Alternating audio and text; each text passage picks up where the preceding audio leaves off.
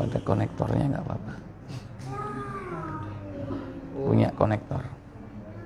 Ini dikoneksi ke HDMI. Saya yang berfungsi cuma HDMI-nya. Nah.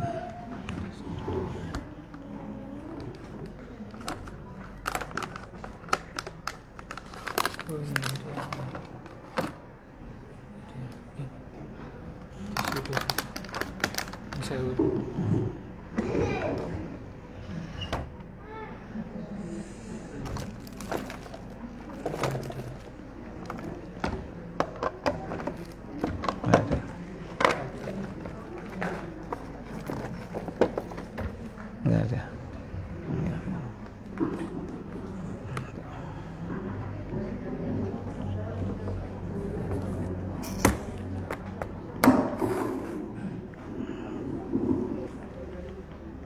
Assalamualaikum warahmatullahi wabarakatuh.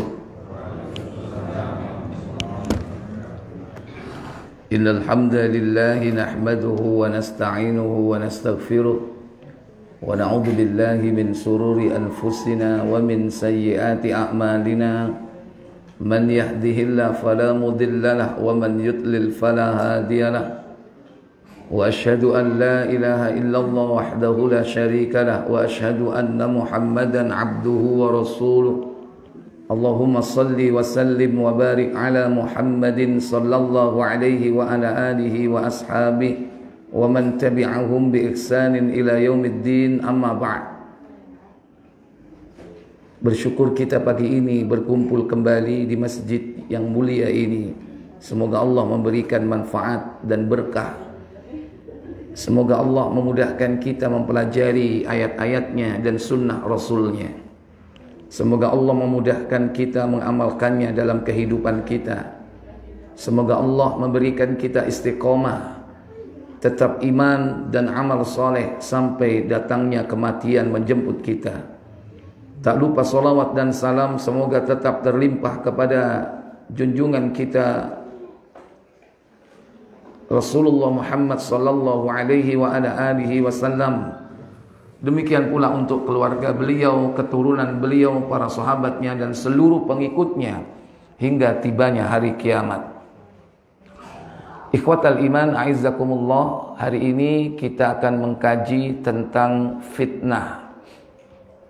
Fitnah apa di situ? Fitnah akhir zaman. Berarti ada beberapa kata di situ. Ada fitnah, ada akhir, ada zaman.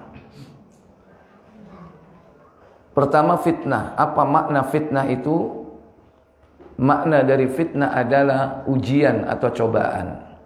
Kata Allah, buka surah Al-Anbiya 21 ayat 35. Allah berfirman, kullu nafsin dha'iqatul maut wa nabluukum bisyarri wal khairi fitnah wa ilayna turja'un.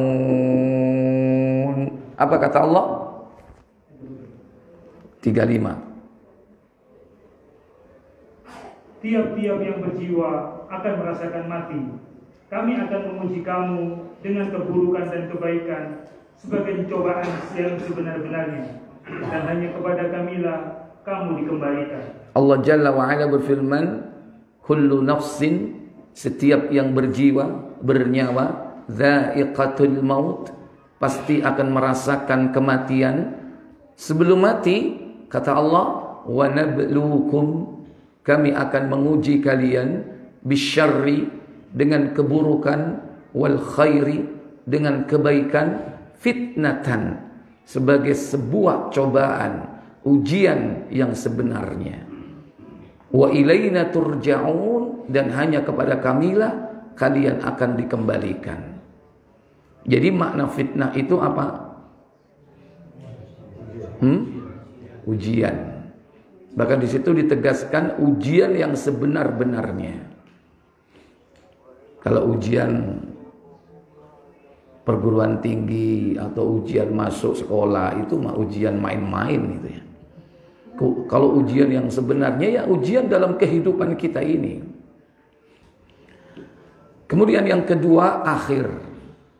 Berarti kalau ada akhir, ada awal.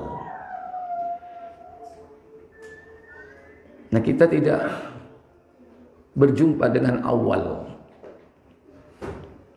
Karena di situ berkaitan dengan zaman. Zaman itu ada masa lalu, ada masa kini, dan ada masa yang akan datang. Nah, kalau sekarang ini masa apa? Masa kini. Dan yang belum kita jumpai masa datang. Tetapi dengan diutusnya Nabi terakhir itu sudah termasuk kategori zaman awal, zaman pertengahan, atau zaman akhir. Zaman akhir. Karena Nabi sendiri mengatakan, ana was-sa'ah kahataini. Aku dan as-sa'ah, hari kiamat itu seperti dua jari ini. Dekat. Berarti kita sudah masuk akhir zaman. Apakah di awal zaman tidak ada fitnah? Ada. Mereka semua diuji. Siapa yang hidup di awal zaman? Kita nggak bicara makhluk lain ya, kita nggak bicara jin ya, itu urusan mereka. Yang kita bicarakan adalah manusia. Yang hidup di awal zaman siapa? Bapak moyang kita bernama Adam. Diuji nggak mereka? Beliau diuji oleh Allah. Ketika Allah katakan, wa idh qulna wa qulna, di mana?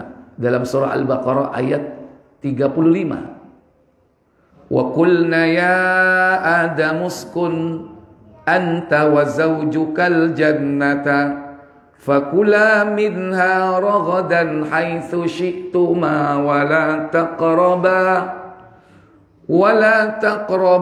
hadhihi asy-syajarata fatakuna minadh dhalimin. Apa kata Allah? Dan kami berfirman, hai Adam, diamilah oleh kamu dan istrimu surga ini, dan makanlah makanan-makanannya yang banyak lagi baik di mana saja yang kamu sukai. Dan janganlah kamu dekati pohon ini yang menyebabkan kamu termasuk orang-orang yang zalim. Ujian ya? Ujian. Perintah apa larangan? Wala taqraba. Jangan kau dekati, jangan kalian berdua mendekati. Berarti perintah apa larangan? Larangan. Ujian atau bukan ini? Ujian. Kalau iblis itu diuji Allah juga sebetulnya ya. Kalau iblis itu dilarang atau diperintah? Diperintah. Maka model pelanggaran itu dalam kehidupan di dunia ini ada dua. Kalau tidak melaksanakan perintah, meninggalkan larangan. Yang tidak melaksanakan perintah siapa contoh? Iblis.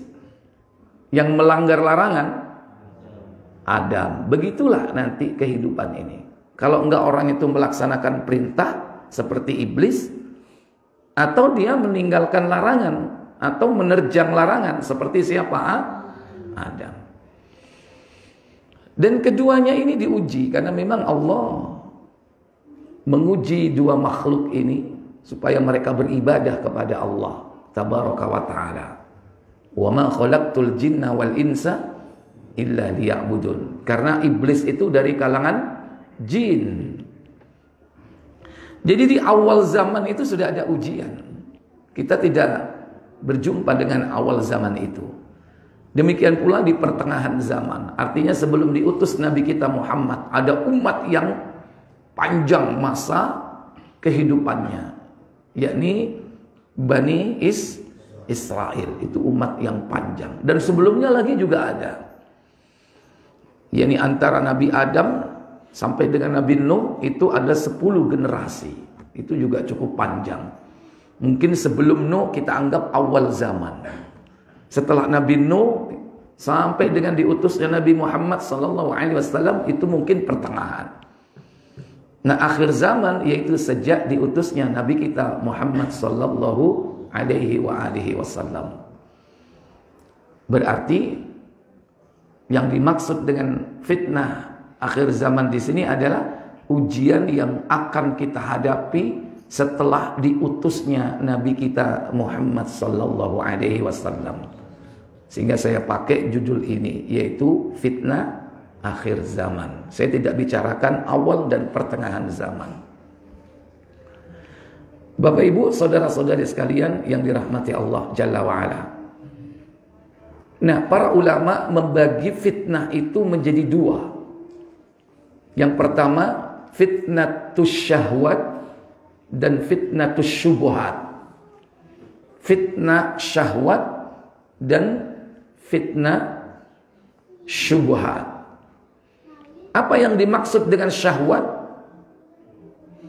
Apa syahwat artinya?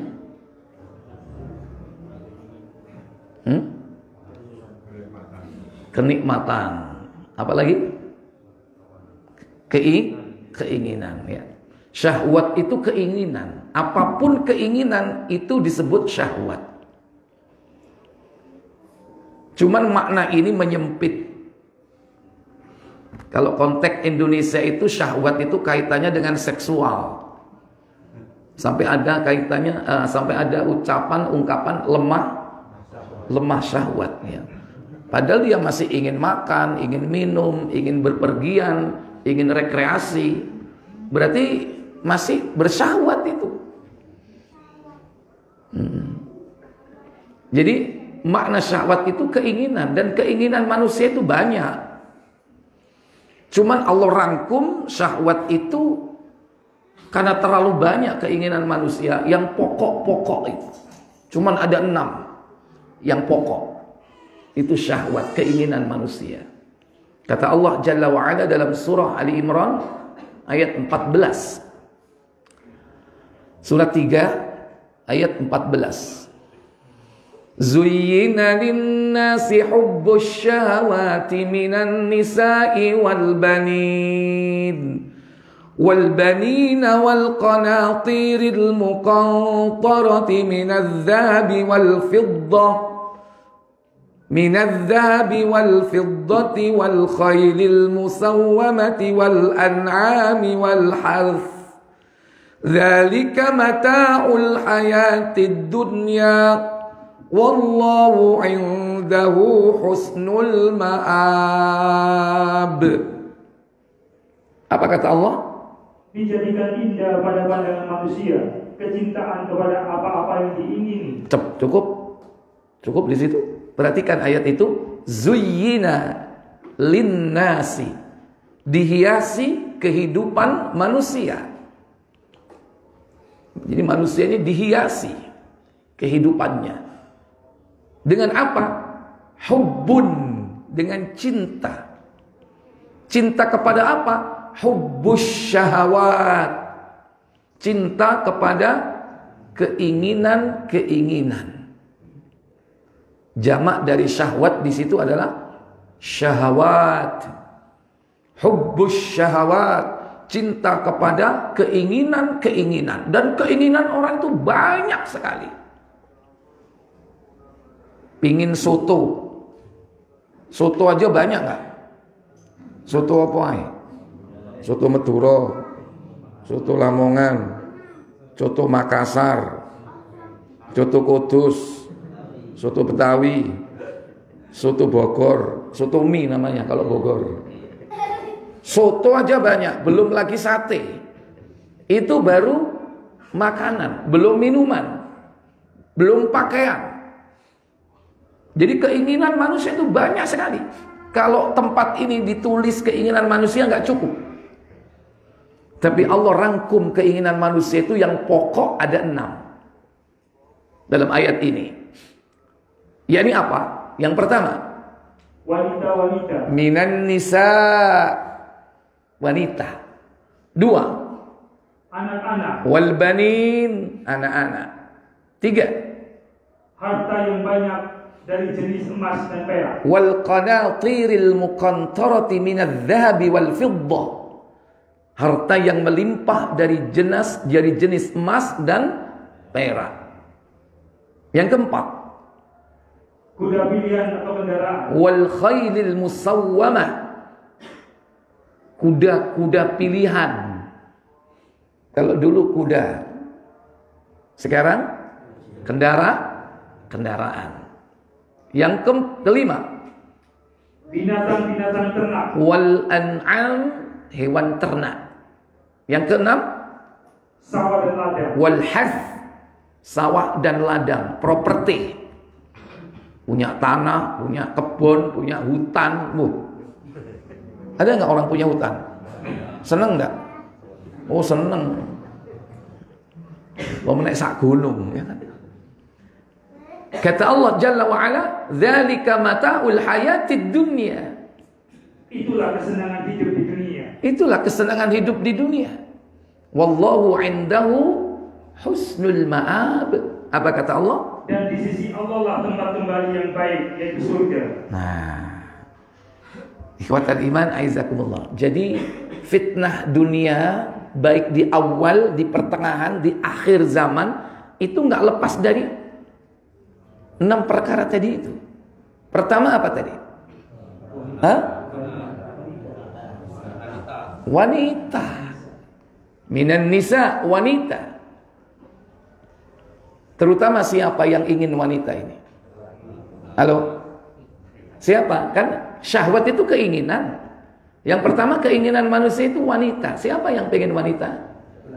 Laki-laki. Sing durung rabi kepingin rabi. Sing wis rabi. Betul nggak? Ngomong wae, enggak usah nanti wedi-wedi. Masih yo gak wani yo kan. Ya, pengen lah, boleh nggak pengen? Pengen boleh.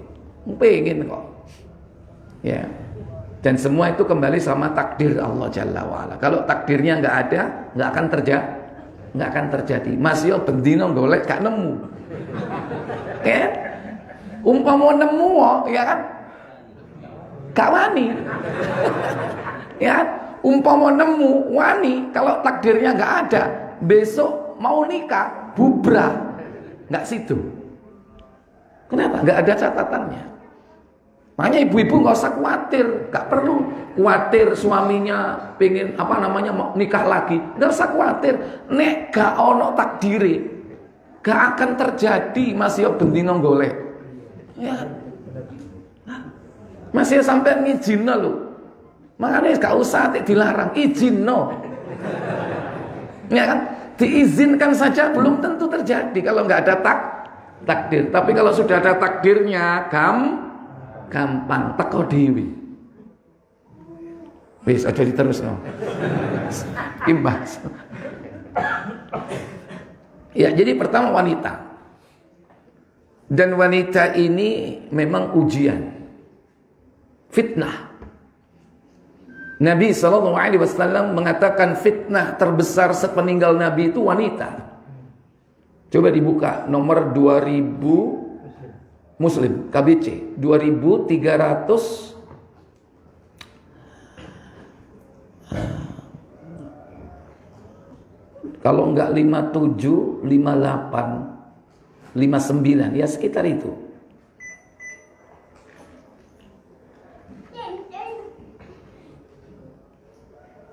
Tidak ada fitnah sepeninggalku yang lebih dahsyat. 23 berapa itu?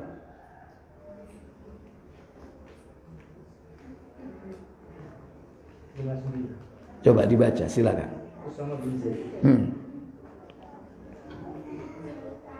Dari Usama bin Zaid radhiyallahu anhu katanya, Rasulullah SAW bersabda. Apa sabda beliau sallallahu alaihi wasallam? Sepeninggalku tidak ada sumber bencana yang lebih besar bagi laki-laki selain daripada wanita. Benar kata Nabi. Ya. Dari sahabat Usama bin Zaid, Nabi sallallahu alaihi wasallam bersabda, "Ma taraktu ba'di fitnatan." Ya. Tidak ada satu fitnah sepeninggalku, kata Nabi sallallahu alaihi wasallam. Hiya adharru 'ala rijal, yang dapat memberikan madarat kepada laki-laki, minan nisa, daripada fitnah tentang wanita. Kalau di situ diterjemahkan bebas, tidak ada fitnah sesudahku yang lebih dahsyat melainkan cobaan atau fitnah tentang wanita.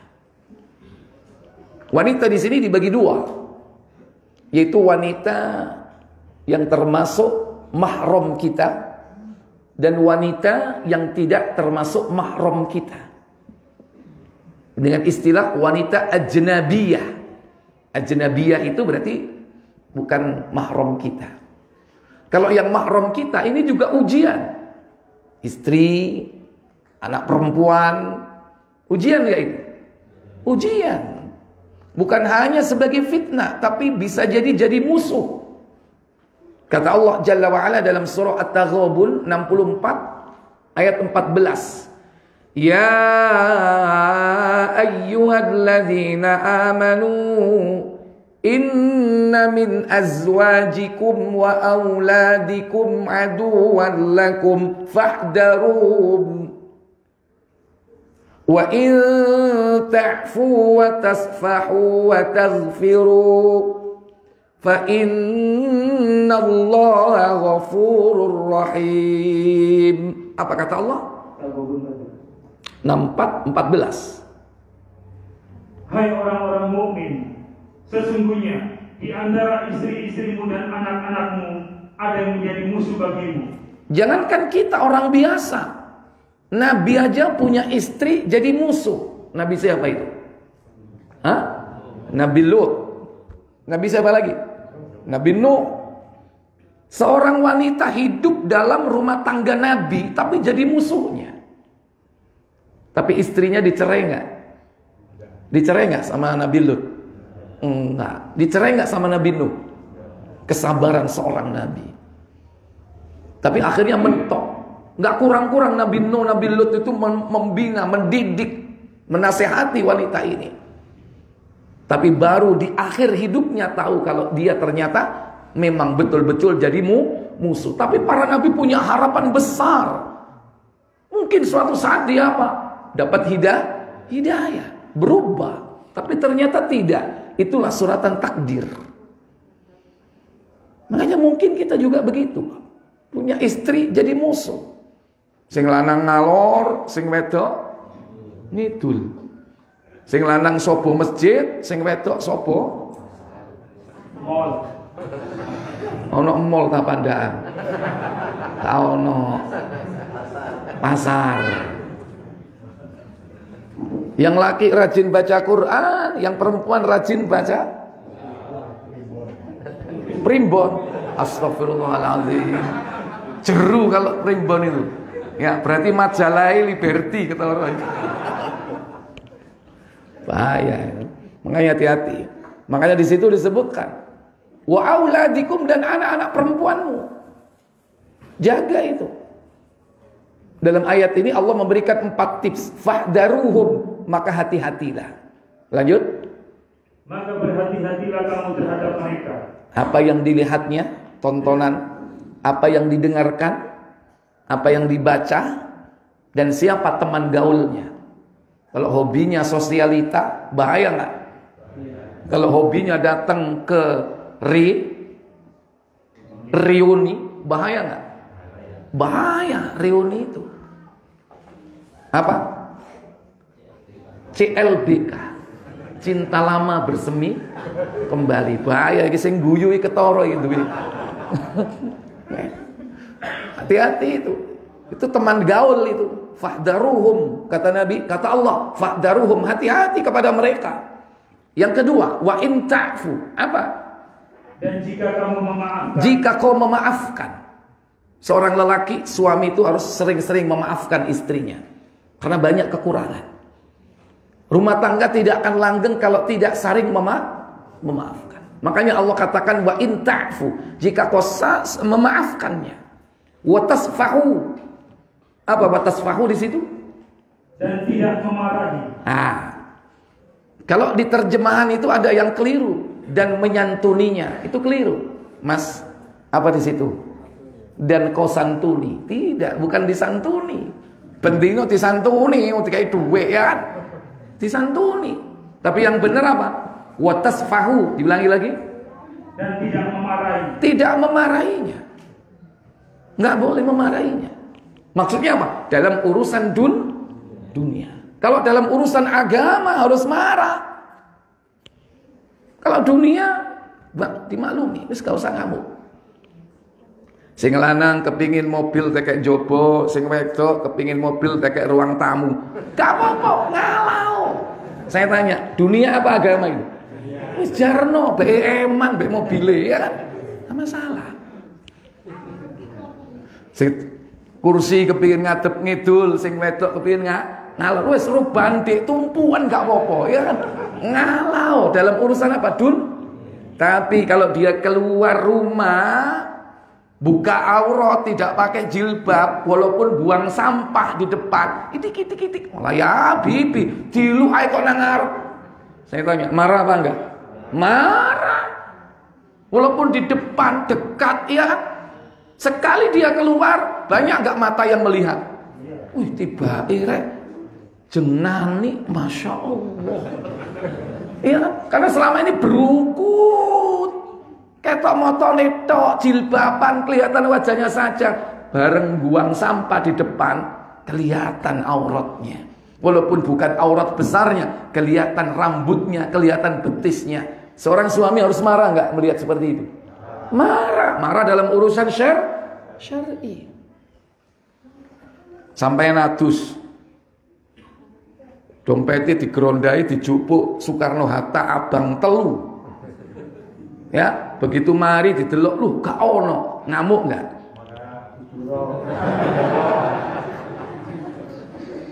Ngamuk enggak? Halo? Gak usah ngamuk. Kenapa? Donya kena digoleki donya iku. Ya. Insya Allah nanti Allah akan ganti semua. Tapi kalau istrinya keluar rumah digonceng ambak laki-laki, ngamuk apa enggak? Marah enggak istrinya digonceng sama laki-laki yang bukan siapa-siapa? Marah atau tidak, Pak? Marah. Ustaz, gojek Ustaz. Alasannya gojek, ya. Apapun sebetulnya harus marah. Makanya supaya jangan marah sampean yang ngenterkan, yang gonceng gitu loh. Jangan dibiarkan dia. Meskipun alasannya adalah untuk sebuah hajat, keperluan mendesak. Ikhwatal iman a'izzakumullah. Jadi marah dalam perkara syar'i itu yang dianjurkan. Tapi dalam urusan dunia dianjurkan wal kadhiminal ghaidha, menahan amarah. Ada seorang datang kepada Nabi, wahai Nabi, berapa kali aku harus memaafkan pembantu? Memaafkan pembantu. Pembantu itu termasuk di antara keluarga kita atau tidak? Termasuk keluarga? Nasab enggak? Enggak, ya. Orang lain kan? Iya. Nggak ada ikatan apa-apa kecuali ikatan kerja, karena dia mitra kerja kita. Nabi SAW ketika ditanya berapa kali aku harus memaafkan pembantu, Nabi mengatakan 70 marra kulla yaumin, 70 kali dalam sehari. 70 kali, Pak. Grobia ra ambru siji, ya kan? Jos striko bolong piro? Loro. Apa meneh? Grombyang piring Pak pecah waktu kora-kora piro? 3. Belum 10 kali hari sudah berganti. 0 lagi, balik 0. Kapan ngamuke? Itu artinya Nabi memakai majas hiperbola. Artinya kalau kepada pembantu aja seperti itu, apalagi kepada siapa? Istri dan anak-anak. Ya. Artinya apa? Artinya kita sering memaafkan mereka. Terutama jangan marah dalam urusan-urusan duniawiyah. Tapi kadang manusia itu ya tabiatnya, dasarnya memang kadang marah. Cuman yang penting di sini harus mampu mengendalikan marahnya. Kadang marah itu spontan, ya kan? Tapi bagaimana caranya dia? Wal kadhiminal ghaidha, yaitu mampu mengendalikan marah. Barang siapa yang mampu mengendalikan marah, dia mampu melampiaskannya. Nanti di akhirat diberikan oleh Allah apa? Memilih bidadari yang dia suka. Mau pilih yang mana? Itu kalau orang mampu melampiaskan marah tapi ditahan. Itu keutamaannya. Makanya hati-hati ibu-ibu. Kalau punya suami sabar. Ya, padahal sudah diganyang sama istrinya, suaminya sabar, memaafkan, ngelus dodo. Bojomu bakal untuk dikongkon milih bidadari yang dia inginkan nanti. Itu ciri dari orang yang mampu melampiaskan marah tapi dia tidak melampiaskannya. Karena apa? Dia tahan amarah itu. Contoh siapa?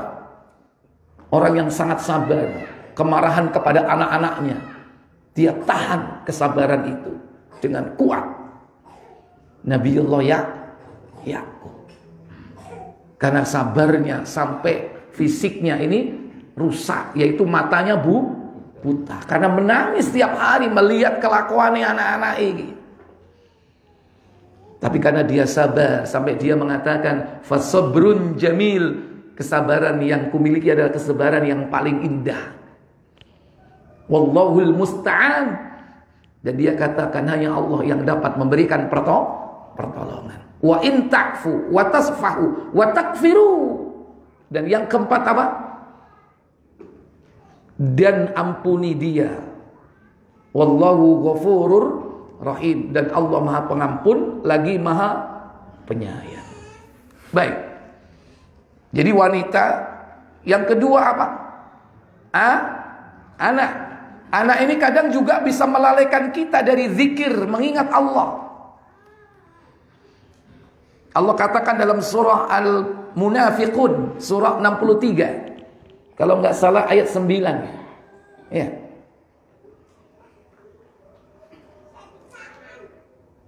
Allah Jalla wa Ala berfirman, "Ya ayyuhalladzina amanu la tulhikum amwalukum wala auladukum an dzikrillah wa man yaf'al dzalika fa ulaika humul khasirun." Apa kata Allah?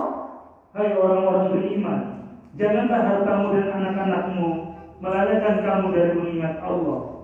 Barang siapa yang berbuat demikian, maka mereka itulah orang-orang yang merugi. Sama, anak istri itu bisa jadi musuh, anak juga jadi musuh. Anak juga bisa melalaikan seseorang itu dari mengingat Allah. Mulai bayi gue kadang-kadang gudo. Nggih napa boten? Wayahe nang masjid nangis. Ya kan?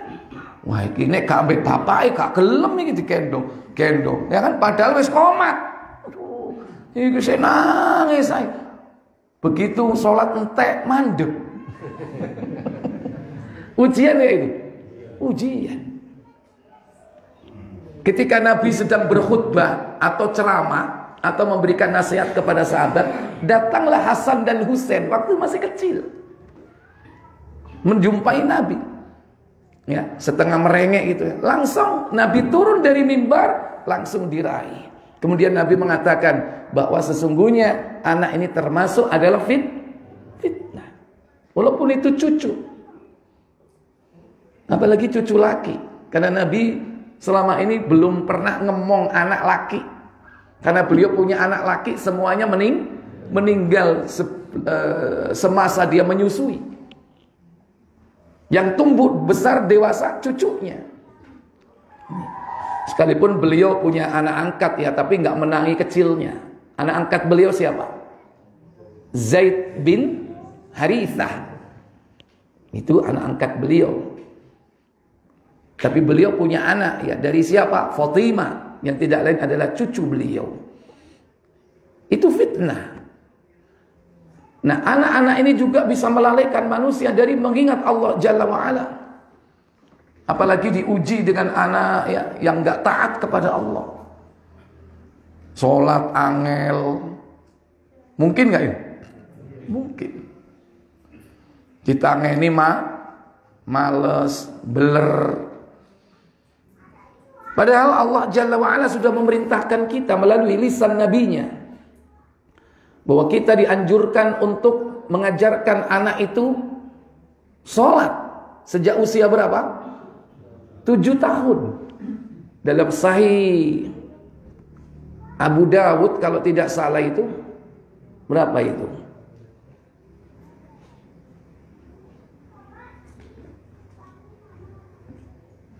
3041 atau berapa itu?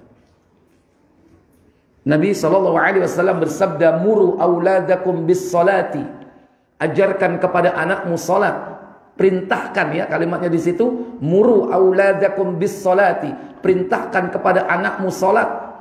Wahum abna'u bisab'i sinin, ketika dia berusia 7 tahun. Wadribuhum 'alaiha, dan pukullah anakmu itu. Wahum abna'u bi asyrin, ketika anakmu meninggalkan sholat, yakni saat usia berapa? 10 tahun. Jadi ada perintah memukul. Memukul di sini dalam rangka untuk mendidik, bukan menyakiti. Dipukul anak itu supaya dia apa? Menegakkan sholat. Karena yang paling utama itu sholat. Dalam kehidupan ini, jangan sampai seseorang itu meninggalkan ciri khas seorang muslim, yaitu apa? Menegakkan salat.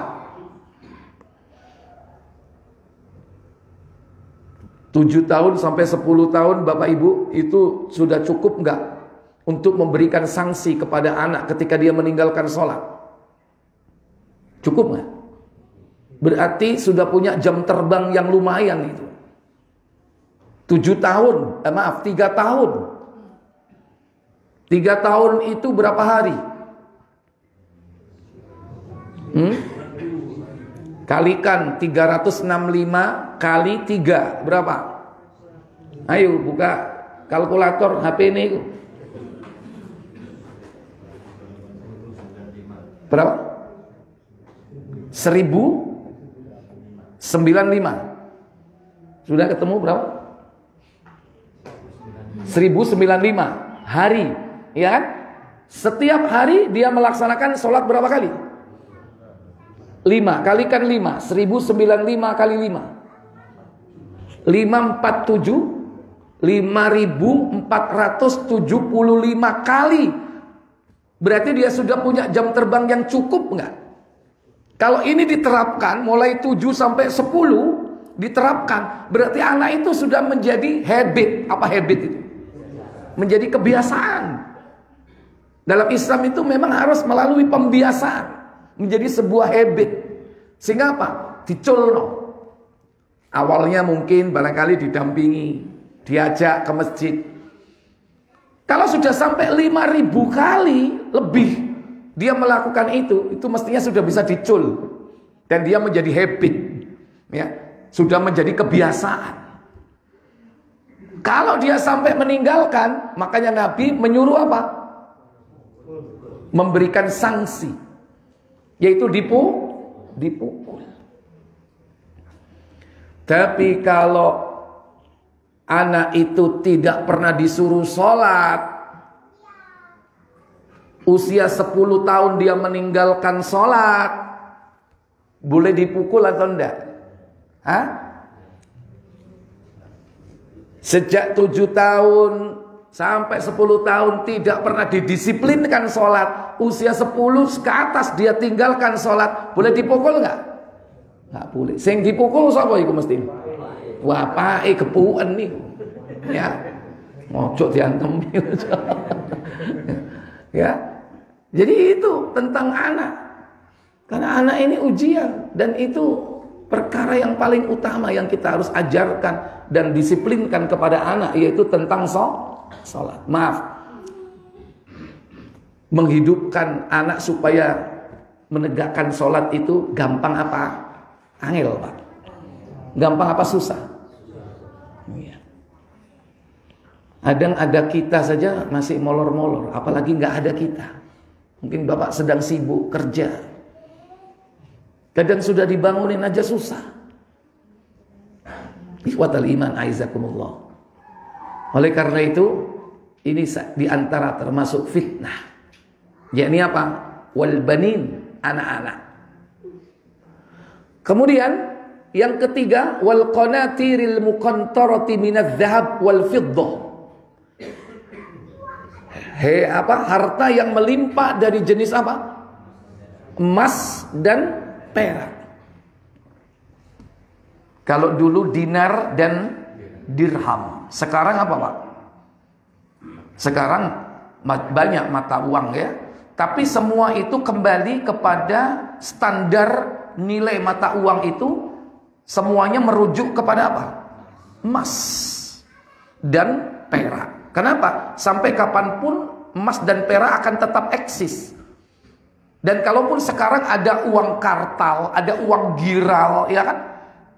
Yang sekarang lagi ada lagi uang digital, kita nggak tahu wujudnya, cuman angka-angka yang ada di HP kita. Dan itu nanti semakin parah ya. Orang nanti digaji, nggak ada bentuknya, wes tak transfer. Direk rasanya kok gak kerosong ini, ya, gak kerosong. Nek biyen kan, wah dapat, dihitung, kerosong kan, puas nggak? Bayaran mbek ngitung ini, puas. Apa meneh zaman biyen dinar dirham abot nggak? Wah tambah puas itu kerincing ya kan, tambah puas zaman dulu. Tapi sudah direduksi kepuasan seseorang itu. Sekarang apa? Gak kerosong ya. Wis tak transfer. Waduh, pegel koyo ngene, gak ngrasakno. Ya. Tapi itu bisa dipakai untuk transaksi. Nah, nanti ketika Allah hancurkan sistem digital ini, entah dengan cara bagaimana, nanti akan kembali kepada dinar dan dirham. Nah, ini juga ujian, ini fitnah juga. Intinya bahwa itu adalah harta, al-mal. Maka Nabi mengatakan setiap umat itu ada fitnahnya. Dan fitnah umatku ini harta. Kata beliau, buka Tirmizi kalau nggak salah nomor 2336. Coba 2336.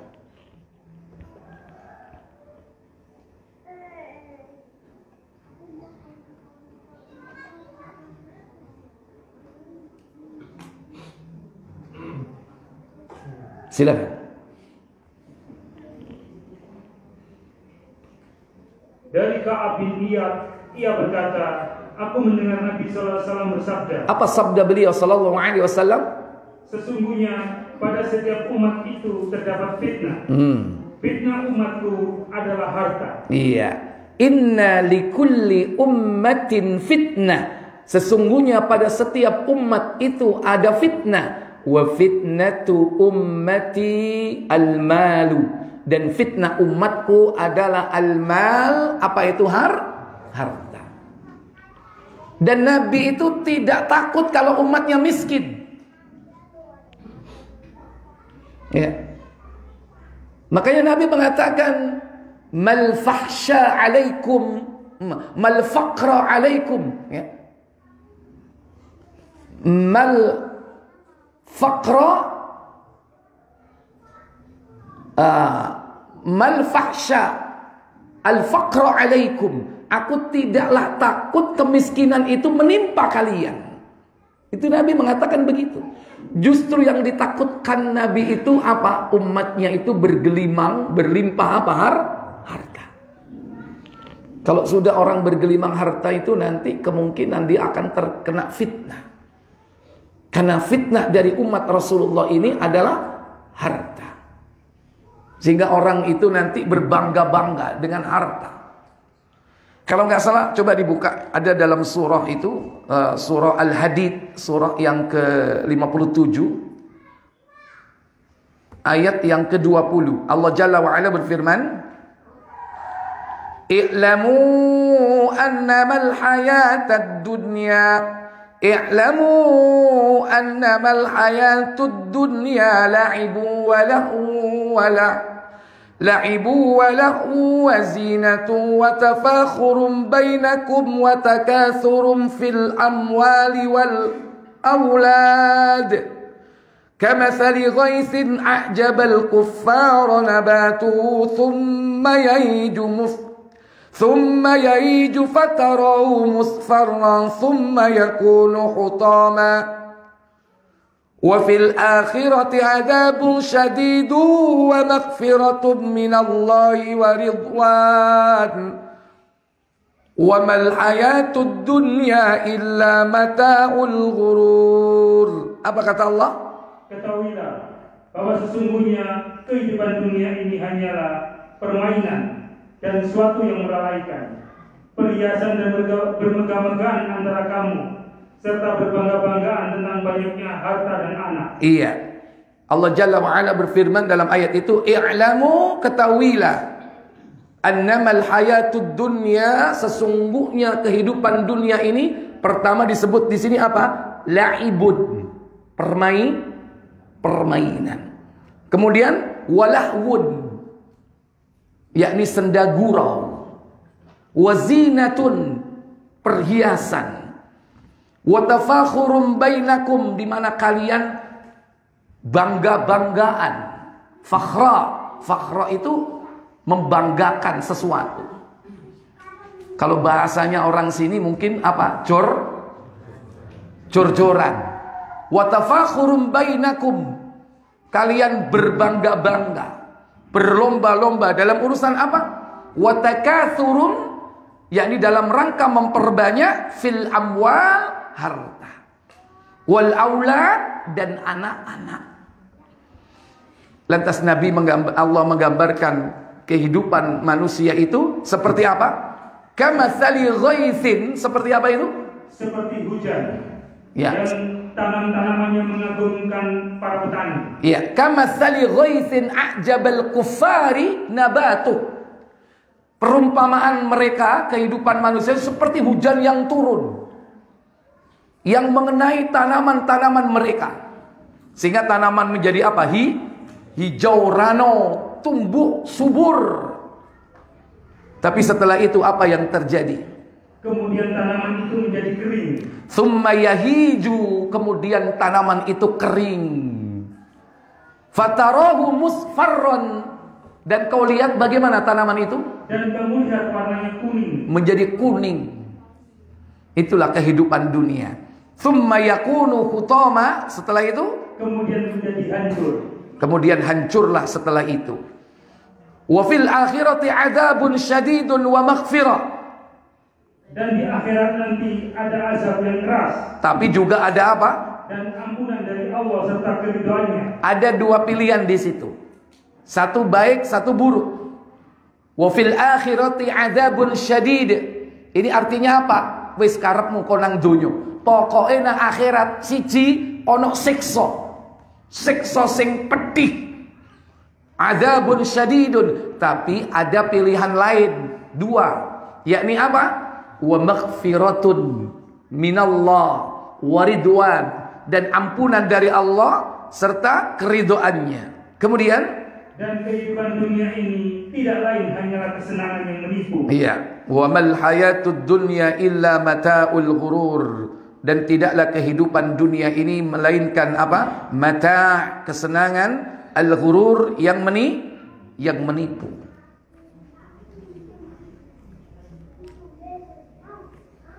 Wanita. Kemudian apa lagi? Harta. Ya, kemudian cahaya mata. Apa cahaya mata? Anak. Ya. Yang belum apa? Tahta. Hah? Sudah ya? Tahta. Yang belum berarti Toyota. Alias kendaraan. Harta, tahta, wanita, Nah, iya, kendaraan. Ini juga fitnah Bapak Ibu yang disebut oleh Allah Jalla wa Ala, yakni apa? Al-khail. Apa khail itu? Kuda. Al-musawwamah, pilihan.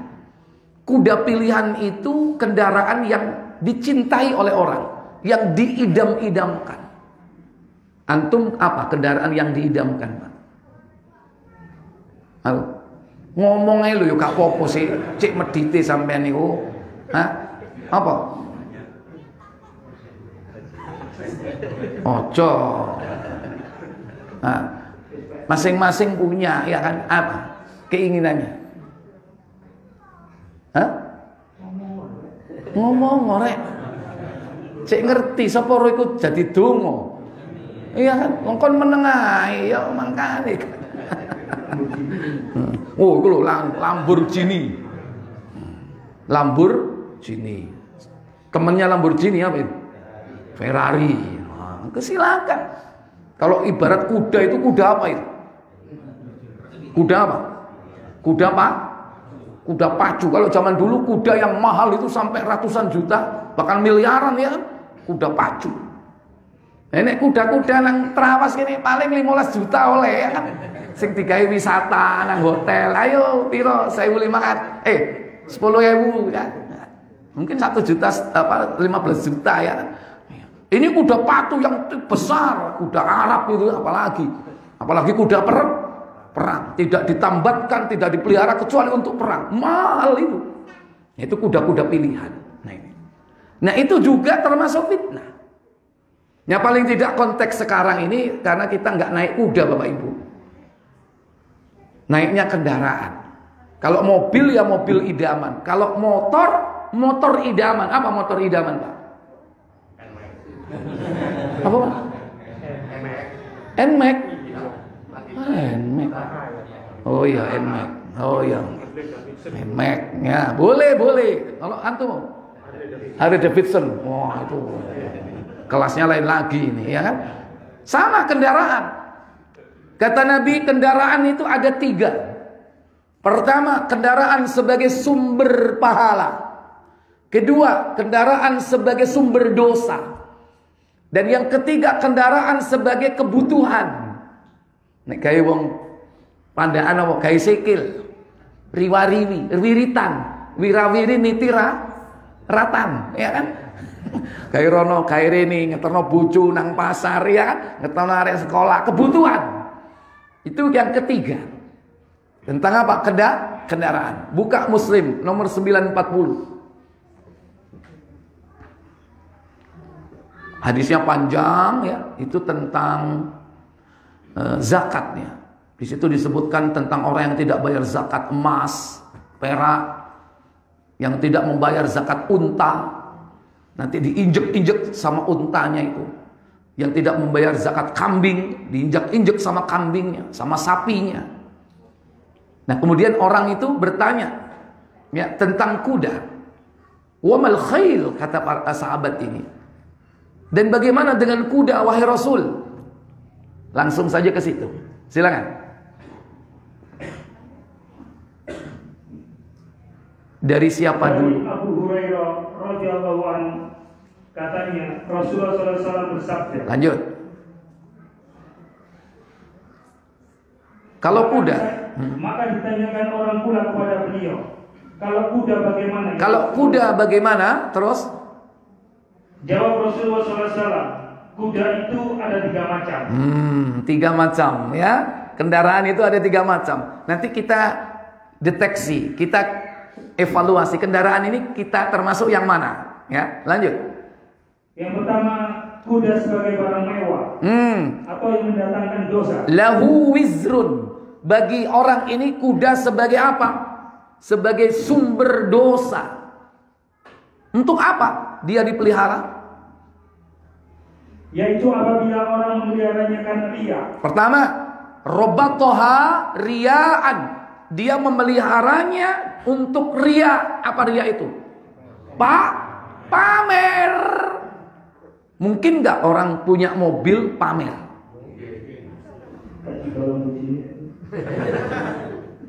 Lamborghini gak sido ya kan, wedi pamer ya kan.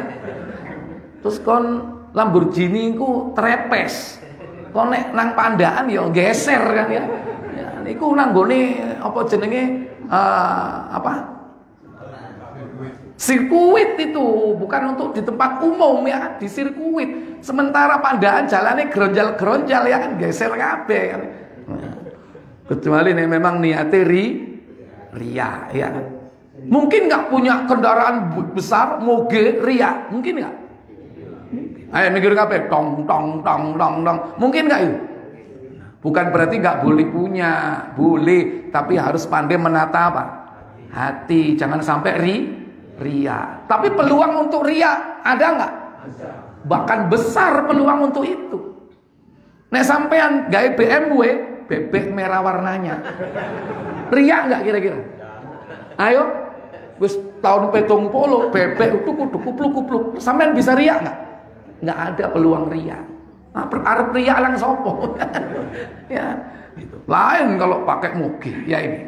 Pertama, kalau dia memeliharanya, membelinya, memilikinya, ngopeninya, riaan dalam rangka ria. Dua, untuk kemegahan. Wa fakhra, untuk kemegahan, untuk kebanggaan. Bangga gak? Bangga. Bahkan yang ketiga untuk apa? Serta untuk memusuhi umat Islam. Wa niwa'an ala ahlil Islam wal muslimin, dan dalam rangka memusuhi Islam dan orang Islam. Loh, ada nggak kendaraan buat musuhi orang Islam? Ada nggak? Memusuhi Islam pertama, memusuhi Islam ada nggak? Halo, ditulis di belakangnya gambar stiker. Nek gak ngono apa plat nomor iki plat nomor sing rusuh. Itu kan memusuhi Islam kan? Atau gambar-gambarnya. Atau mungkin barangkali ada aksesoris-aksesoris yang di situ tidak sesuai dengan syariat Islam. Itu memusuhi Islam itu. Ono mobil suaranya sampai nang di dung dung dung dung dung dung dung dung dung. Kan ada nggak itu? Halo, pernah dengar nggak? Ojo-ojo mobilmu ibu, ya tuku subwoofer, ya kan? Embo suara apa sing metu dung dung dung dung, ya kan? Memusuhi Islam nggak itu? Memusuhi Islam itu karena musik haram nggak itu? Haram. Terus gaya apa? Sekarang ada tren itu, orang itu nggak tahu ya, punya truk terus diisi salon sound system terus keliling desa. Ada nggak seperti itu? Gaya apa? Oh itu ngamen. Itu ngamen tuh itu. Kok? Oh. Enggak, ini cuman keliling-keliling ya. Cuman keliling aja, dia nggak berhenti supaya bisa didengar oleh banyak orang gitu. Ya mungkin kategori seperti ini. Termasuk apa? Niwaan, yakni memusuhi Islam dan memusuhi kaum muslimin. Apalagi kendaraan itu dipakai untuk memerangi orang Islam. Kan dulu ada kuda-kuda orang-orang kafir dipakai untuk perang, memerangi umat Islam. Sama di zaman sekarang juga begitu. Maka baginya kendaraan itu sebagai apa? Maka kuda bagi orang itu menjadi sumber dosa. Apapun yang keluar darinya, biaya mengeluarkannya, memeliharanya akan menjadi sumber dosa bagi dia. Yang kedua, kuda sebagai kebutuhan. Nah, sebagai kebutuhan. Apa itu? Yaitu kuda yang dipelihara untuk agama Allah. Lahu sitrun robatoha lidinillah. Dia memeliharanya dan baginya adalah sebagai siter. Siter itu apa? Penutup kebutuhan. Bisa menutup kebutuhan, menutup aurat. Karena kendaraan itu aurat, Pak. Karena ojo ate ngintip-ngintip kendaraan ini wong kunang jurune macam-macam itu. Ya kan? Ono pating klewer ya kan? Ya kan? Karena itu aurat. Makanya kadang orang bilang apa? Kendaraan zaman sekarang itu rumah keberapa? Rumah kedua, gak duwe omah tapi duwe mobil. Nang dindi turuwe nang mobil. Makanya aja entep-entep. Lahu sitrun, bagi dia adalah kebutuhan. Kemudian asal dia tidak lupa apa itu? Kemudian pemiliknya tidak lupa akan hak Allah. dalam mempergunakannya sebagai angkutan dan kendaraan. Terus, Maka kuda bagi orang itu adalah pakaian atau kebutuhan. pakaian itu menutupi apa? Menutupi aurat. Kendaraan itu aurat. Dan ingat, kendaraan itu menunjukkan kepribadian, Pak. Betul atau tidak? Nah, isinya buri koco itu, wah, template-templean, ya. WBL, terus meneh, waterpark, taman safari, ku hobi nih lah deh. Rekreasi. Lihat itu hobi itu kelihatan, ya. Kalau belakangnya kaca bersih tapi orang tulisannya la ilaha illallah Muhammadur Rasulullah, ngisore pedang sret. Hobi apa itu? Ya, gurung karuan perang ya, tapi dia paling tidak apa? Cinta kepada la ilaha illallah, walaupun hanya tulisannya cukuplah, ya kan? Timbangannya ditulis yang macam-macam, mending kan? Dan itu sudah termasuk keberanian dia itu. Karena bisa jadi kalau ada orang seperti itu, kita masuk ke komunitas orang kafir, kalau dia benci kepada Islam, bisa jadi kiwe wong Islam, ayo apa gembosi. Ya kan? Berarti orang yang memasang seperti itu siap berarti. Ya, siap untuk diintimidasi kalau dia masuk ke tempat yang apa? Yang mayoritas musuhnya. Ya, kalau di negeri kita kan enggak. Ya kan? Semuanya apa? Mayoritas muslim. Ya, kepribadian itu kelihatan. Itu. Termasuk motor itu juga kepribadian itu. Lihat itu motornya seperti apa. Kadang-kadang ya kan belakang ada stiker orang Jawa Tengah ya, nggih blangkon ya, nggih jarit, monggo. Ya, monggo nyalip nggih atau satos nggih, ada stiker gambarnya iku wong apik. Ya kan? Kadang kan enggak kan opo delok-delok. Ya, apa lihat-lihat itu kan. Ada stiker wah itu keren wong itu kan. Nah, itu menunjukkan kepribadian. Kendaraan sama dengan rumah. Rumah itu menunjukkan kepribadian. Nek dipajang ya kali nanggone tembok layangan, berarti hobi apa? Layangan. Nek dipajang nang tembok celurit ya kan. Hobi apa iki? Enggak mesti. Lihat hobinya itu, kesukaannya ya. Itu menunjukkan paling tidak kepribadiannya seperti itu. Nah, oleh karena itu, rumah itu juga kebutuhan dan sebagai pakaian. Kendaraan juga pakaian. Nah, yang jangan terjadi yang ketiga. Apa itu? Yang harus dimiliki ya. Yang paling utama kendaraan sebagai apa? Kuda sebagai sumber pahala. Nah, sebagai sumber pahala. Ini khusus untuk jihad, perang di jalan Allah. Artinya apa? Untuk kepentingan dakwah, untuk kepentingan kejayaan Islam. Tidak boleh dipakai selain itu. Untuk kepentingan kejayaan Islam. Apa kata Nabi SAW? Yaitu kuda yang dipelihara untuk membela agama Allah. Khusus untuk membela agama Allah. Tidak dicampur dengan kebutuhan-kebutuhan duniawiyah. Terus. Dan untuk membela kepentingan umat Islam di kebun-kebun atau di ladang-ladang mereka. Baik, kira-kira konteks kendaraan yang seperti itu kendaraan yang bagaimana, Pak? Khusus sosial. Ya, contohnya apa? Wiu. Ambulan. Khusus untuk itu kan? Ya. Tapi ojo digawe liyane. Kon mentang-mentang supir ambulan kok gawe blonjo nang pasar. Ya, ono enggak kaya ngono? Ono kok riyoyo gawe mudik mulai nang desa. Jangan, kalau orang sudah wakaf untuk ambulan, ya untuk itu. Jangan dipakai yang lain. Ya, saya pernah ditawari Pak seperti itu Pak. Ayo Ustaz tak terno, lho iki gak ono kendaraan nih. Ono aku duwe ambulan. Ojo, ngawur ae. Ya, ambulan wakafe wong khusus untuk kepentingan Islam, walaupun untuk jenazah, ya kan? Iya, jangan dipakai yang lain. Kalau sekarang untuk jihad kan nggak ada Pak. Mau jihad kemana? Ya kan? Nggak ada untuk perang. Yang paling nggak untuk kepentingan sosial. Kalau orang sudah wakaf, jangan dipakai untuk kepentingan pribadi. Ya, kenapa? Setiap apa yang keluar dan masuk dalam kendaraan itu ladang pahala. Sing masuk apa di situ? Bensin. Ya, kalau kendaraan kuda yang masuk adalah apa? Makanan. Apa kata Nabi?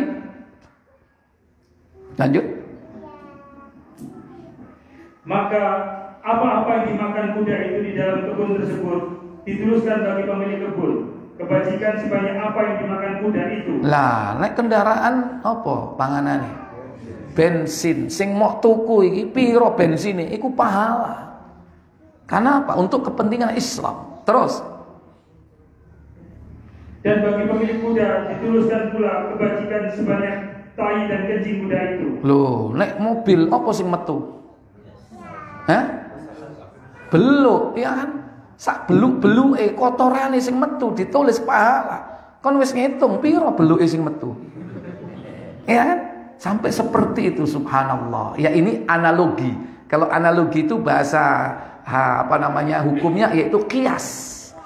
Ya saya mengkiaskan seperti ini. Karena apa? Konteks sekarang ini kuda itu kok tidak menjadi kendaraan umum. Ya. Sekarang kuda itu hanya untuk rekreasi. Dan kedua untuk lomba. Nggih. Untuk lomba, nggak untuk kebutuhan sehari-hari. Kecuali di daerah-daerah tertentu, seperti di Sulawesi itu masih ada. Ya, kendaraan memang tiap hari pakai kuda. Atau mungkin di Nusa Tenggara mana? Ya, pokoknya daerah Nusa Tenggara, entah barat atau timur, ya kan? Nek Pandaan ini, wis apa? Trail, trail supaya munggah, ya kan? Mestinya kan kalau zaman dulu kuda kan bisa naik, bisa turun, bagus. Baik, lanjut. Ditulis apa yang keluar, apa yang masuk, ya, bahan bakar yang masuk, apa yang keluar dari kendaraan itu. Bahkan kalau kuda itu lepas, apa kata Nabi? Bila tali kuda putus atau lepas, kemudian kuda itu lari jauh, maka dituliskan untuk pemiliknya kebajikan sebanyak jejak dan tai kuda tersebut. Iya, kendaraannya dicolong uang. Ini kendaraan ini yang kepentingan Islam dicuri oleh orang, ya, maka ditulis jaraknya antara Pandaan sampai Madura. Biasanya golek rono dhisik. Kalau wilayah sini Lumajang. Lumajang. Oh ya wis. Pandaan podo ya, sampai Lumajang dihitung jaraknya. Ya. Enggak. Ya. Ya, bukan orangnya tapi oknum ya, siapapun dimanapun pasti pencuri itu akan tetap ada, gak Jawa, gak Madura, ya kan, gak Sunda, gak Ambon, jenenge pencuri itu di mana-mana ada, asal dia berani, ya itu. Cuman ini berdasarkan pengalaman saya, soalnya tahu kelangan. Makanya aku ngomong ngono lho. Ya, walaupun gak kehilangan seluruhnya, kehilangan sebagian, digoleki nang kono baru ketemu ngono lho. Baik, ikhwatal iman. Jadi ini sumber pahala. Lanjut. Setiap kuda itu melewati sebuah sungai, lalu dia minum tanpa sengaja atau diberi minum oleh pemiliknya, maka Allah menuliskan kebajikan bagi pemiliknya sebanyak air yang diminum kuda itu. Ya, baik. Jadi ini tentang kuda yang belum apa? Al-an'am, hewan ternak. Itu kesenangan hidup dunia. Yang terakhir, yang keenam apa? Al-harth, sawah dan ladang. Kata Allah Jalla wa'ala, dzalika mata'ul hayatid dunya. Yang demikian itu termasuk kesenangan kehidupan dunia. Ternyata Allah menyebut di situ dunia. Padahal dunia itu dimensi waktu. Karena ada dunia, ada akhirat. Kalau akhirat itu dimensi waktu apa bukan? Halo? Akhir. Namanya akhir berarti apa? Waktu. Ada akhirat, ada dunia. Kalau akhirat dimensi waktu, dunia dimensi waktu. Berarti apapun selama dalam kehidupan waktu dunia, berarti itu kesenangan-kesenangan yang menipu. Bahkan Nabi SAW menyebut dunia ini apa? Laknat. Dunia itu laknat. Kata Nabi SAW, inna dunya mal'unah. Sesungguhnya dunia itu terlaknat, kata Nabi. Wa mal'unun ma fiha, dan terlaknat pula apa yang ada di dalamnya. Berarti apa yang ada di dalamnya? Ya tadi itu. Ya wanita, ya anak-anak, ya kendaraan, ya harta, ya sawah ladang, ya hewan ternak. Semua yang ada di dunia ini laknat. Illa, kecuali ada 4 hal yang tidak terlaknat. Ini yang terakhir ya. Apa 4 perkara dunia yang tidak terlaknat ini? Buka Tirmizi Nomor 2322. 2322.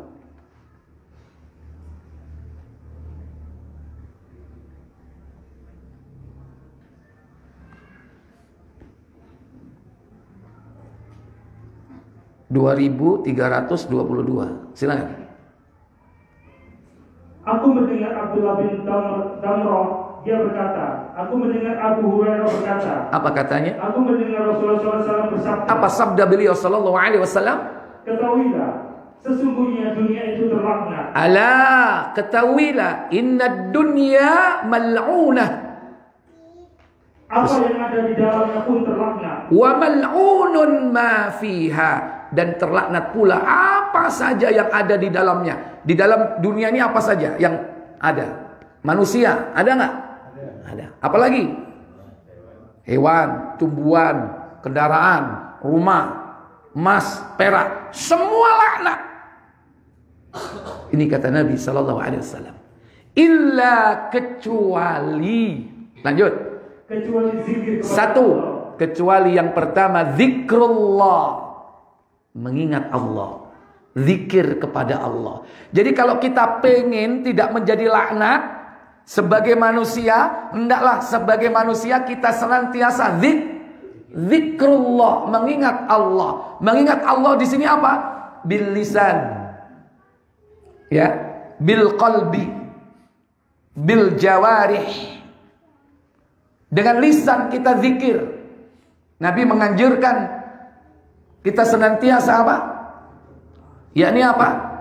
La yazalu lisanaka radban bidzikrillah. Hendaklah senantiasa lisanmu, lidahmu itu basah dengan apa? Zikir. Kalau enggak zikir,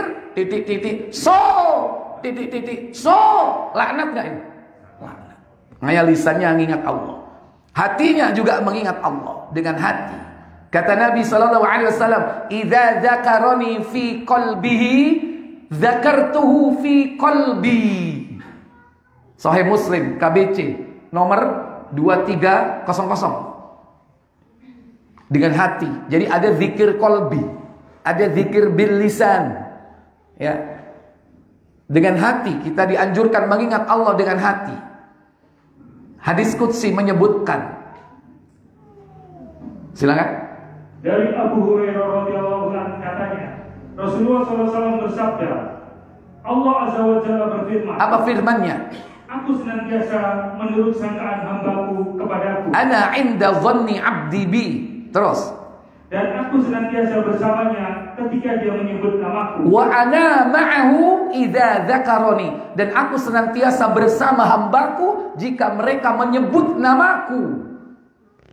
Kalau kita ingin bersama Allah, senantiasa berzikir kepada Allah, mengingat Allah. Terus, jika dia menyebut namaku dalam hatinya, maka aku menyebutnya pula dalam hatiku. Idza dzakarani fi qalbihi, jika mereka menyebut namaku dalam hatinya, wa dzakartuhu fi qalbi, maka aku akan mengingatnya, menyebutnya di dalam hatiku, kata Allah. Berarti Allah punya apa? Punya hati. Ini tauhid asma dan sifat. Jangan gambarkan sama dengan hati kita. Laisa lahu tamsil wala ta'til wala takyif wala ta'wil.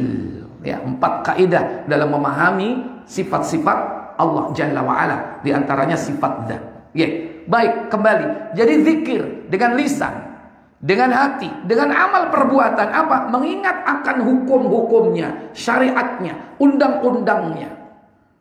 Ini pertama, kalau pengen jadi gak laknat, hendaklah mengingat Allah. Itu kalau manusia. Kalau rumah supaya gak laknat, bagaimana?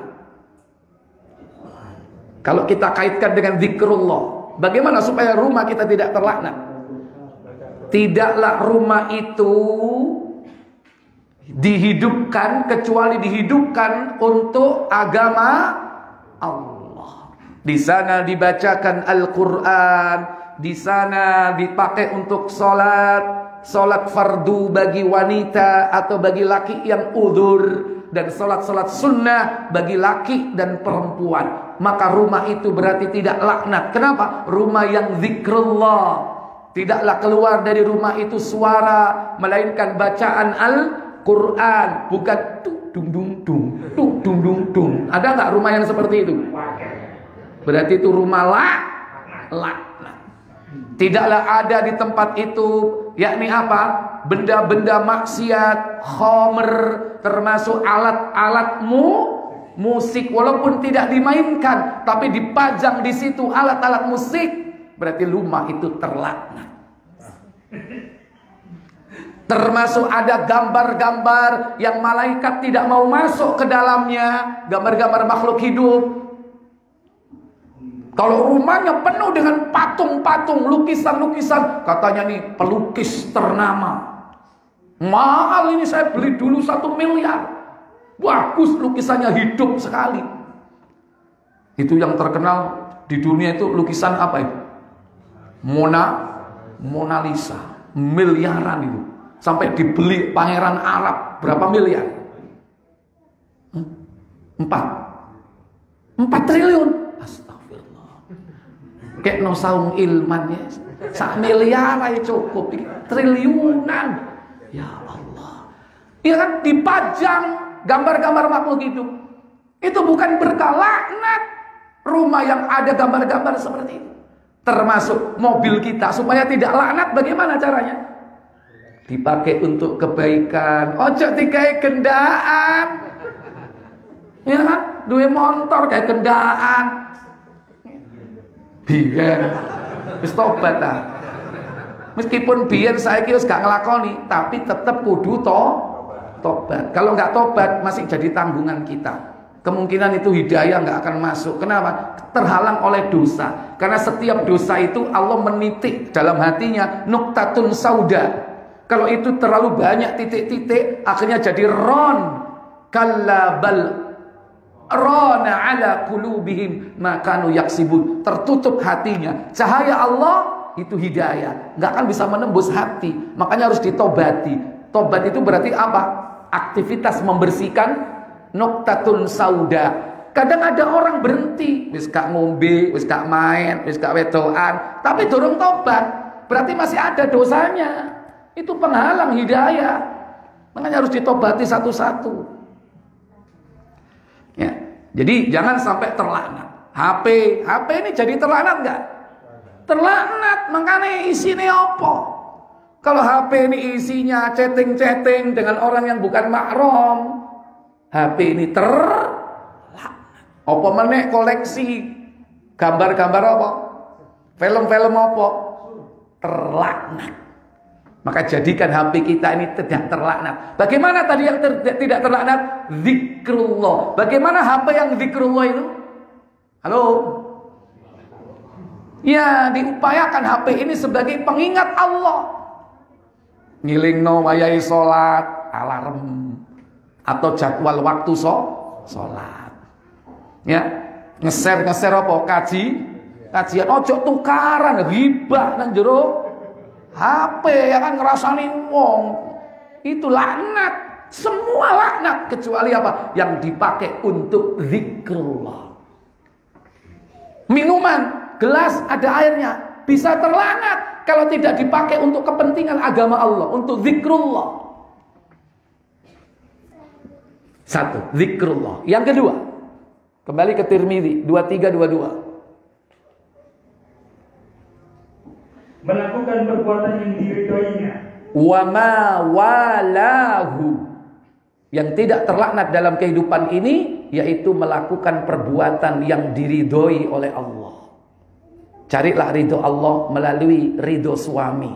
Wahai para istri, carilah ridho Allah melalui ridho orang tua. Wahai para anak, dan laksanakan perintah-perintahnya. Mudah-mudahan Allah meridhoinya. Ya, caranya dengan melaksanakan perintah dan meninggalkan larangan. Fa insyaallah Allah akan meridhoi. Maka orang seperti ini yang tidak terlaknat. Yang ketiga, orang yang pandai. Al-alimu. Siapa? Orang yang berilmu, orang yang alim. Siapa mereka? Para ulama. Tapi ulama rabbani. Karena ulama rabbani adalah al-ulama'u warasatul anbiya. Ulama itu pewarisnya Nabi, orang yang berilmu. Makanya kita harus cari para ulama untuk menuntut ilmu. Kalau ustadz ulama, oh aduh, saya bukan ulama, saya ini mubalik, cuman menyampaikan. Kalau ulama itu ibaratnya apa? Chef. Chef itu apa? Sing ngeracik makanan. Makanya karya-karyanya banyak nggak? Ibnu Hajar Al-Asqalani, Fathul Bari. Ibnu Hajar banyak, ya kan? Kemudian lagi Imam An-Nawawi yang sering dipelajari, Riyadhus Shalihin, ya kan? Itu karya para ulama. Ibarat itu apa? Makanan. Lah ustadz itu cuma menyajikan. Ibarat apa? Pelayan. Saya ini pelayan, menyajikan karyanya ulama. Ibarat apa? Panganan wis mateng, ayo rek iki rek ono panganan enak iki. Apa? Riyadhus Shalihin. Iki lho ono panganan enak, Arba'in Nawawi, ya kan? Iki lho ono enak Subulus Salam. Oh iki lho ono enak apa? Usulus Salasa, Kashfus Syubhat. Ini bagus, ya kan? Untuk mempelajari tauhid. Kita ini bukan ulama. Yang membuat karya-karya kitab inilah para ulama. Karena ulama itu menguasai segala disiplin ilmu. Ilmu nahwunya, sorofnya, balaghahnya, manteknya. Itu ilmu alatnya. Belum lagi ilmu tafsirnya, ilmu Quran, ulumul Qurannya, ilmu hadis, mustalahul hadis, rijalul hadis. Apal, ngerti, itu ulama. Makanya dia punya karya. Ibaratnya apa? Dia mengerti ilmu bumbu. Empon-empon itu apa? Bawang, brambang, ya, godong spray. Kok godong pre? Bawang pre, ya kan? Lengkap dia ngerti ilmu bumbu. Saya ini sudah jadi soto. Rek, ono soto rek. Saya ini, ono rawon rek, ayo dipelajari. Iki apa rawon iki? Nek delok dagingnya gede-gede. Iki rawon gajah iki ketokane, ya kan? Nah, dipelajari. Ya kan? Jadi para asatid yang di tempat sini ini adalah apa? Pelayan. Mereka para ulama yang sudah jelas karya-karyanya itu. Yang itu disajikan. Nah, orang yang disebut al-alim itu adalah para ulama. Itulah yang hidupnya tidak terlaknat. Yang keempat, yang terakhir, dalam kehidupan dunia ini, siapa yang tidak terlaknat? Dan orang yang belajar. Wal muta'allim, dan orang yang belajar ilmu. Siapa mereka? Antum semua yang ada di sini.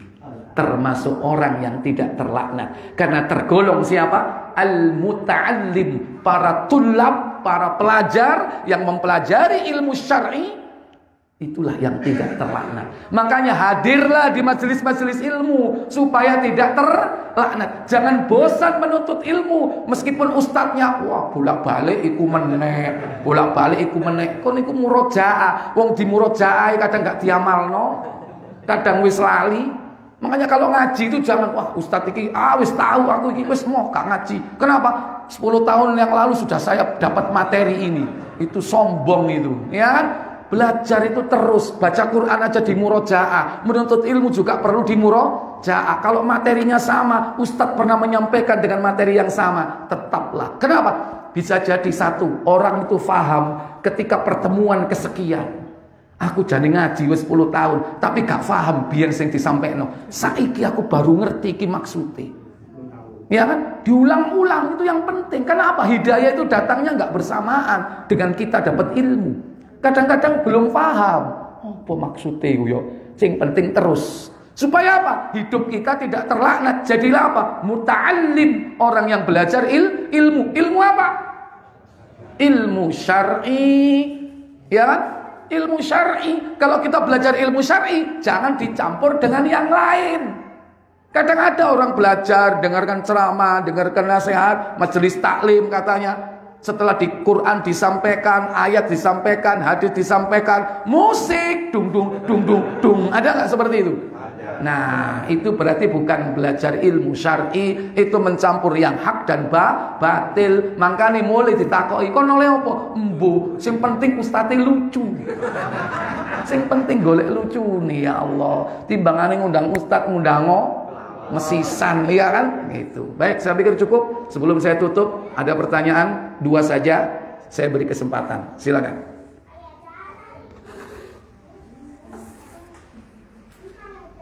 Silakan. Assalamualaikum Ustaz. Izin bertanya. Gimana menghadapi suami yang suka ungkit-ungkit kesalahan istri, padahal si istri sudah bertaubatan nasuha dan selalu berusaha memperbaiki agama dan dirinya. Baik. Ya, suaminya yang pertama, nasihat buat suaminya hendaklah mengkaji ilmu agama, ya. Termasuk ayat tadi, ya. Ayat tadi itu apa? Wa in ta'fu, jika kau memaafkan. Ya. Apa memaafkan? Ada memaafkan, ada mengampuni. Ya. Al-afwa dan al-istighfar dengan al-afwa. Pertama memaafkan dan mengampuni. Beda. Lebih tinggi mana kedudukannya mengampuni dan memaafkan? Lebih tinggi mana? Al-afwu dengan al-ghafur atau al-ghafar. Mana lebih tinggi? Lebih tinggi memaafkan. Kalau mengampuni itu diampuni begitu saja. Tapi kalau memaafkan diampuni dan dihilangkan dalam catatan. Orang kalau memaafkan itu diampuni, ya wis kontak sepuro. Yang kedua apa? Dihapus memorinya. Tidak diingat-ingat kembali, tidak diungkit-ungkit kembali, tidak diundat-undat kembali. Itu namanya memaafkan. Dan itu kedudukannya lebih tinggi daripada mengampuni. Makanya Allah itu Maha Pemaaf. Dan kita ketika Lailatul Qadar dianjurkan untuk apa? Minta maaf kepada Allah. Allahumma innaka afuwun tuhibbul afwa fa'fu anni. Wahai Allah, engkau adalah Maha Pemaaf, tuhibbul af, cinta kemaafan, fa'fu anni, maafkanlah aku. Apa? Dosa-dosa kita diampuni plus dihapus catatannya. Kalau tidak catatannya dihapus, nanti ketika hisab itu begini, Allah menutup dosa kita dari orang banyak. Allah memanggil kita, kemudian iki delok dosamu kabeh. Iya Allah, iki dosaku kabeh. Hampir dia merasa celaka karena banyak dosa-dosanya. Tapi dulu sudah tobat. Akhirnya apa? Ya wis tak sepuro, tak tutup dosamu kabeh. Itu Allah al-afu, yakni pemaaf. Nah, seorang suami itu kembali kepada at-taghabun tadi pertama, wa in ta'fu, dan jika kau memaafkan. Memaafkan bagaimana? Mengampuni dan tidak mengingatnya kembali. Kadang kita nggak bisa ya menyamakan orang satu dengan yang lain, karena ada orang itu punya karakter.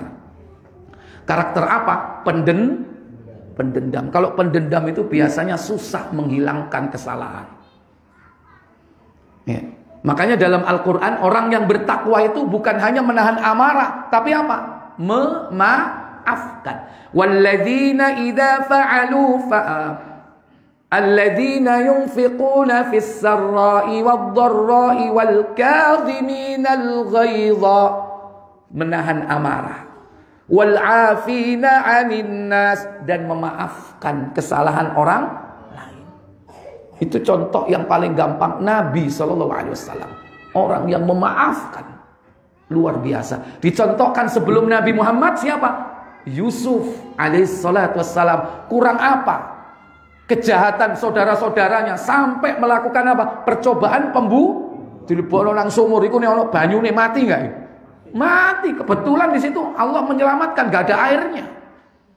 Mati beneran itu Nabi Yusuf. Tapi begitu Nabi Yusuf sudah jadi pembesar, saudaranya datang, dimaafkan. Bukan hanya dimaafkan, apa? Tidak diungkit-ungkit, tidak dibicarakan lagi. Hanya seorang suami kalau memaafkan, sudah gak usah dibicarakan lagi. Ini nasihat buat suami. Bagi istri, kalau ada kasus seperti itu, maaf, saya nasihatkan, seorang istri itu hendaklah sering-sering minta maaf. Meskipun dia tidak punya kesalahan. Ya, pagi, ya, tangannya diraih, Bang, Cak, Mas, sepuron aku yo diambung tangan. Tiap hari, kalau perlu tiap hari, minta maaf. Kenapa? Mengimbangi perintah Allah. Si suami diperintah memaafkan, maka si istri hendaklah sering-sering minta maaf supaya seimbang. Supaya suami itu betul-betul mewujudkan perintah Allah. Dik, aku kepingin ngamal no dik apa? Memaafkan. Enggak ya salah dhisik. Mosok ngono, ya kan? Ya enggak. Kita yang inisiatif senantiasa minta maaf. Raih tangannya itu suami, cium. Ya. Kalau perlu, Mas, aku gak iso turu, Mas. Nek aku durung oleh ridho awakmu, Mas. Gak iso turu, Mas. Sampai ridho enggak? Bengi iki, dino iki. Ya wis aku ridho. Masya Allah. Punya istri seperti itu, ya kan? Nah, kita juga harus mau memaafkan. Artinya apa? Jangan mengungkit-ungkit kesalahan masa lalu, ya kan? Kenapa? Kalau kita ungkit-ungkit kesalahan dia, itu sama dengan membuka aib kita. Karena istri itu tanggung jawab suami. Lo kalau mau ler aibnya istri diler, lo padha mbek ngeler awake dhewe. Kenapa? Allah akan minta tanggung jawab terhadap istri kita ini melalui kita. Kalau istri nggak dimintai tanggung jawab, istri diminta tanggung jawab suami nggak? Enggak. Makanya istri bisa masuk surga sendiri tanpa suami. Kalau suami itu melakukan kemaksiatan, kejahatan, ya kan? Istri tidak akan diminta tanggung jawab. Istri bisa masuk surga tanpa suami. Kenapa? Dosa suami ditanggung sendiri. Istri nggak akan ikut nanggung, tapi dosa istri ditanggung siapa? Istri dan suami, karena suami tanggung jawab. Ku anfusakum wa ahlikum naro, iya kan? Istri nggak dimintai tanggung jawab di akhirat. Makanya kalau ada surga nunut, neraka katut, itu keliru. Sing bener surga nunut, neraka budalo dewe, Mas. Iya kan? Mestinya begitu. Istri itu bisa masuk surga tanpa suami. Nek suaminya jahat, suaminya maksiat, suaminya ahli syirik, dia masuk neraka sendiri walaupun tanpa istri. Contohnya siapa? Istri Fir'aun. Dia masuk surga. Bahkan Asia menjadi pemimpin bidadari surga. Suaminya ahli neraka, jahat. Karena kesabaran si istri ini. Ya, satu. Mungkin ya, itu mungkin yang baik, silakan. Bertanya, Ustaz. Yeah. Dalam surat Al-Hadid ini di ayat 20 itu ada penggalan ayat yang menjelaskan tentang kalau kalian akan berlomba-lomba dengan banyak-banyakan harta kekayaan dan anak keturunan. Nah, sedangkan dalam hadis tersebut itu kan Rasulullah pernah memerintahkan untuk seorang laki-laki itu untuk menikahi wanita-wanita yang subur. Kelak aku akan berbangga-bangga dengan banyak keturunan, dengan apa yang banyak umat. Nah, tolong jelaskan, Ustaz. Ya, baik. Di sini ada apa namanya? Thariqatul jam'i, ya. Metode thariqatul jam'i. Bagaimana mengkomparasi antara yang satu, bahwa manusia itu akan berlomba-lomba dengan banyaknya anak. Ya kan? Yang satu lagi, Nabi memerintahkan supaya kita ini memperbanyak keturunan, ya kan? Supaya Nabi ini bangga dengan banyaknya umat. Kalau ini jelas kan? Kalau ini firman Allah, bahwa nanti manusia itu bakal berlomba-lomba dengan banyaknya apa? Harta. Wa takatsurum fil amwali wal aulad. Dan kalian akan berbangga-bangga dengan banyaknya harta dan anak. Nah, itu kan? Berarti ini menjadi sebuah realita yang akan terjadi. Apa konteksnya di sini? Kalau Al-Qur'an ini berbicara secara umum, ya. Kalau hadis Nabi ini berbicara secara spesifik. Secara umum ayat ini berlaku untuk seluruh umat manusia, baik mukmin maupun kafir. Kenyataannya walaupun orang kafir nggak pengen punya banyak anak, ya, tapi tetap mereka berbangga-banggaan dengan banyaknya anak. Apa? Bukan dari segi jumlah, bukan dari segi apa? Quantity, tapi dari segi quality. Walaupun anaknya satu, anaknya dua. Negeri-negeri barat yang negara maju, itu mereka itu punya anak paling banyak dua, bahkan satu. Makanya pemerintahan mereka sampai memberikan subsidi atau support dana bagi orang yang punya anak. Bahkan sampai ada negeri yang disuruh nikah banyak. Kenapa? Mereka sendiri gak mau. Apa nikah ribet, ngei nafkah, mending kumpul, ya kan? selesai, ya kan, gak punya urusan. Itu prinsip orang barat itu kan begitu. Kalau perlu dia nikah, gak punya anak. Sehingga apa? Konsep DINGS. Apa hidup konsep DING? Double income, no kids. Laki bekerja, perempuan bekerja, income-nya double gak? No kids, gak punya anak. Kenapa? Banyak pengeluaran. Makanya dia hidup, wah seneng-seneng, rekreasi, pemenek tahun baru ini, keliling dunia. Bangga mereka. Itu konsep hidup orang-orang negara maju, orang barat. Tapi orang Islam tidak seperti itu. Ini secara umum. Jadi mereka tetap berbangga-bangga dengan apa? Bagaimana anaknya sukses, dikasih berbagai macam fasilitas, ya kan? Walaupun anaknya masih jimek luru, tapi seluruh hidupnya untuk mikirkan dunia dan anaknya. Kalaupun dia punya anak. Ini. Beda dengan ini. Kalau Islam ini ada kecenderungan orang-orang ini nanti tidak mau menikah. Satu. Kenapa? Karena biaya. Yang kedua, banyak para wanita dan sedikit laki-laki. Makanya dianjurkan kita ini tetap untuk memilih wanita yang subur dan banyak anak. Supaya apa? Nanti banyak laki-laki yang akan menikahi para wanita ini. Baik. Itu kisahnya. Buka Abu Dawud 2050.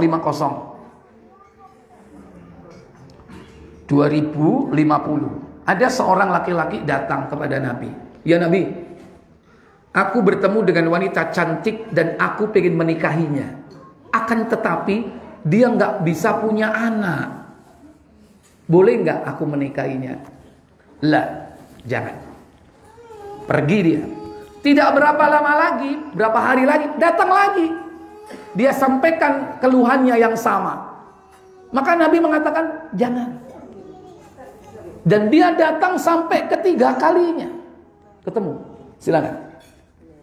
Dari Makgil bin Yasar, ia berkata, telah datang seorang laki-laki kepada Nabi Muhammad SAW.